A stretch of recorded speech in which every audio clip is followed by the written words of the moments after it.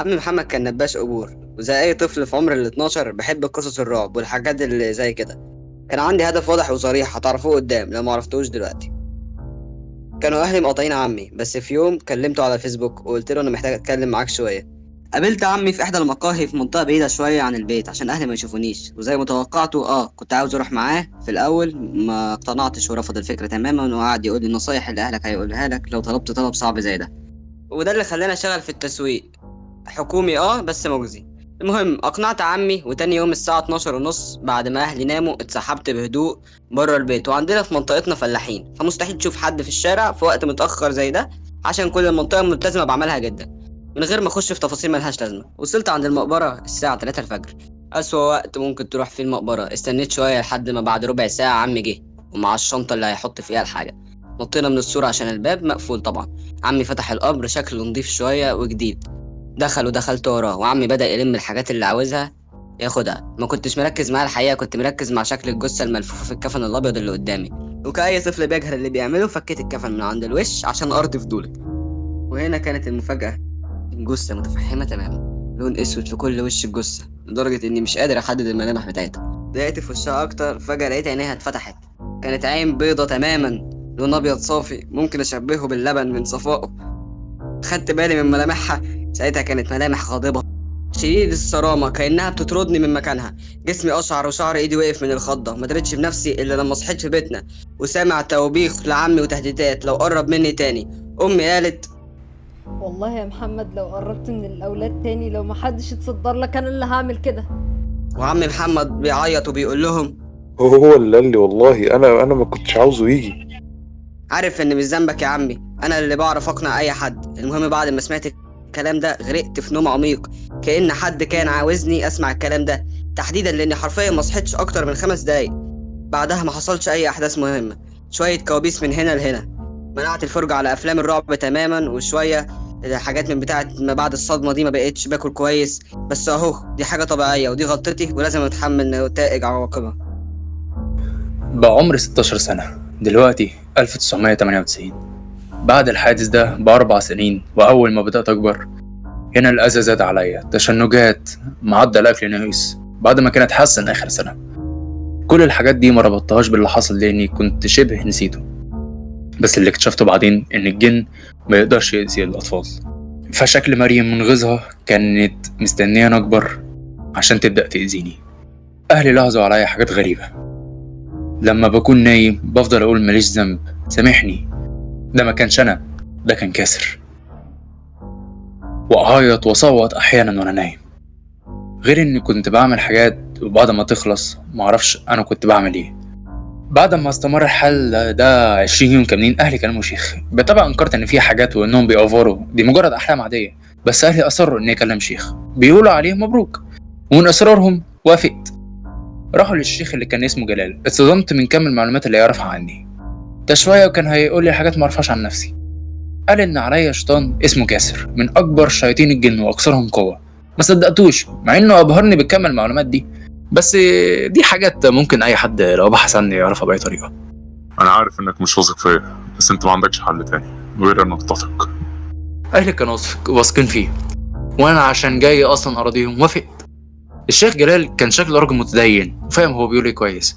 كان راجل ملتحي وريحته وشعره لونهم أبيض تماما. أهلي حكوا لشيخ جلال كل اللي حصل من 4 سنين، وبدأت أتابع مع جلال.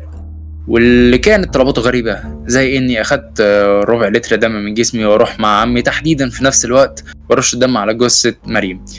ما كنتش عارف إيه الرابطة بين مريم وكاسر، بس كنت بسمع صوت صريخ وأنا برش الدم على الجثة، وزي ما يكون في دخان بيخرج من كولونات الأوضة، دخان خفيف بس ملحوظ. روحت وكان في تحسن كبير، خفت الكوابيس اللي بتجيلي وتقريبا التشنجات وقفت. بعد ما عملت الطلب الغريب ده، في المتابعة اللي بعدها قال لي اكتب اسم كاسر في ورقة عليها نقطة دم، وقال لي اسيبها في ازازة، واللي كانت اتجلطت، بس قال لي احطها عليها مش اكتر، واللي كان طلب سهل. حطيت الورقة على مكتبي بالليل وكتبت عليها اسم كاسر وحطيت نقطة الدم وولعت فيها.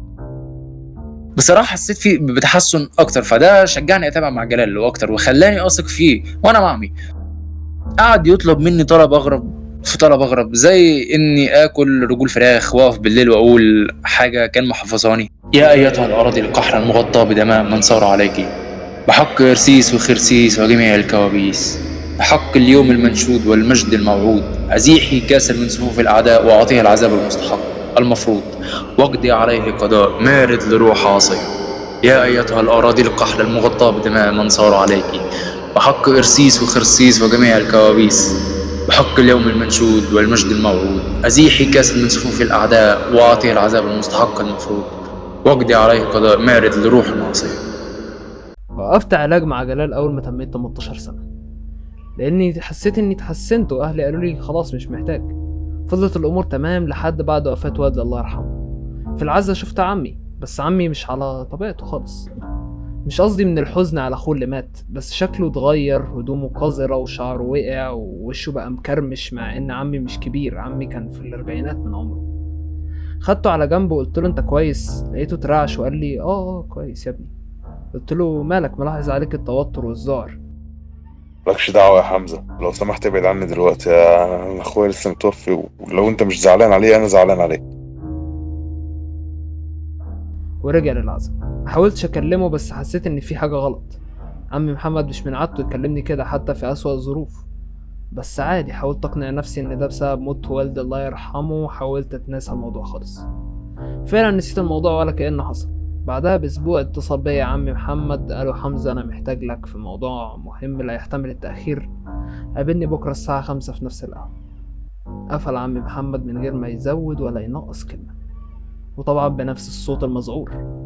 حسيت انه هيقول لي حاجة مش عاوز اسمعها، بس رحت له في الميعاد بدقيقة ولقيته قاعد هناك بيشرب سجاير وهو ايده بتترعش. قلت له بصوت مازح مع اني في وضع لا يقبل بالهزار، بس حاولت افك عنه. مالك بقى يا معلم؟ بص يا حمزة، انا مش عارف اقولها لك ازاي، ب... ب... بس انا شفت وكلمت كاسر، يعني مش مرات كتير. انت عارف ان انا بطلت نبش في القبور من ساعة ما توظفت. قلت له عارف يا عم. انا من ساعتها وحياتي متحطمة. قلت له ازاي؟ انا مش عارف ازاي يا حمزة، بس في حاجة انا عاوز اقولها لك. انت انت مش هدف كاسر، انا هدف. قلت له ازاي يعني؟ هو لو انت هدفه هيأذيني انا ليه؟ صدقني يا ابني، يعني انا مش هستفاد حاجة لما اكدب عليك. تعرف اول قبر نبشته كان باسم مين؟ كاسر محمد عطية. اللي انت مريت بيه قليل اللي انا مريت بيه. هو كان عاوز يأذيني انا واهم الاشخاص في حياتي، وانت عارف ان ما عنديش في حياتي حد مهم غيرك، لا اهل ولا اصحاب ولا حد بيطيقني. طب وليه ما رحتش للشيخ جلال معايا؟ ما قلت لأهلك 1000 مرة ما تروحوش للزفت جلال دوت، ده هيضرك أكتر ما هيفيدك. ده دجال يا حمزة، عارف يعني إيه دجال؟ قلت له بس ازاي عاوزني اقتنع بكلامك وانا حياتي بقت ماشيه كويس اهي؟ فترة الراحة اللي أنت واخدها دي يا حمزة مش عشان جلال فادك، امال ليه يا حلال العقد؟ عشان روح مريم حبتك. قلت له والنبي بطل كلام غريب يا عمي، مريم ايه اللي حبتني؟ دي ميته. مش مريم اللي حبتك، روحها هي اللي اتعلقت بيك. أنا معرفش إزاي ده حصل، بس هو حصل. وايه دخل مريم بكاسر؟ انا لحد دلوقتي مش فاهم ايه العلاقه. مريم كاسر محمد عطية. عدى اسبوعين على كلامي مع عمي وطعم النوم مش ضايقه. هل هعرف انقذه من الموضوع ده؟ طب افرض بدأت روح مريم ما تتعلقش بيا، هعمل ايه؟ اللي فهمته من عمي ان اللي انا شفته ده كان جثة مريم لابسها كاسر. ما فكرتش اكتر من الاسبوعين دول، فكرت اروح واحرق جثة مريم وكاسر. جثة مريم كان سهل اوصلها، انما جثة كاسر معرفش هي فين اساسا. حاولت اوصلها من طريق عمي، لكن عمي كل ما اكلمه يقعد يقول هيأذيني ومش عارف ايه. ما اقتنعتش بكلامه، فكرت اني اوصلها بطريقة تانية. رحت لجلال اقترحت عليه الفكرة وقال لي ان فكرتي كويسة وممكن نعملها ومفيش اي ضرر لعمي. كلامه طمني. عرفت ازاي اوصل لكاسر عن طريق جن سخره عشان يعرف مكانه. وصلت وخدت الجثة بتاعته بتاعت مريم في مكان بعيد عن اي حاجة. جبت بنزين في وسط زهور بيضة شكلها حزين في عتمة الليل. صبيت البنزين على جثتين وولعت فيهم. روحت اليوم ده منهك وتعبان وقررت انام. تاني يوم كلمت عمي وقلت له اني عملت اللي في دماغي. قعد يقول لي هيأذيني ومش هيأذيني وحاجات زي كده. قلت ده كلام واحد مصدوم، هزوره بكرة واكلمه. اول ما وصلت تاني يوم وسألت على عمي عند البواب قال لي ان عمي ميت وحيد من 5 سنين. قلت له ازاي يا عم، انا لسه مكلمه امبارح، تلاقيك غلطان. قال لي مش حضرتك بتسأل على محمد رجب؟ قلت له اه. قال لي ايوه ميت بقاله 5 سنين. انتوا كنتوا مقصرين معاه ومحدش كان بيكلمه ولا بيعبره في اواخر ايامه، وانا اللي كنت بخدمه واجيب له الدواء. كان بيكلمني وانا سرحان ومش منتبه لاي حاجه، مفهمتش اي حاجه واغمى عليا بعد سؤال غامض. واول ما صحيت عرفت الاجابه بسرعه. لما عرفت ان حمزه 12 سنه، والدي عايش وعم عايش واهلي ما يعرفوش حد اسمه جلال، وانا مغمى عليا من شهر كامل بعد ما رحت قبر مريم مع عمي. اكتشفت هنا ان كل كابوس ليه نهايه، وكل كاسر هيجيله يوم ويتكسر.